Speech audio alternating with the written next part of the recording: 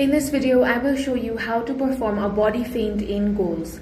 First, open the practice scenario menu, select skills and choose the body feint challenge. If you're using a mouse, perform this by flicking the middle mouse button left or right relative to the player's facing direction. If you're using a controller, flick the right analog stick left or right to execute the feint.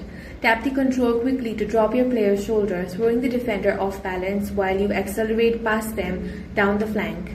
If you complete the skill move successfully, you immediately need to cross the ball in the box toward your attacking teammates. Press and hold your cross button to whip the ball into the center, putting it in a dangerous position for a striker to latch onto.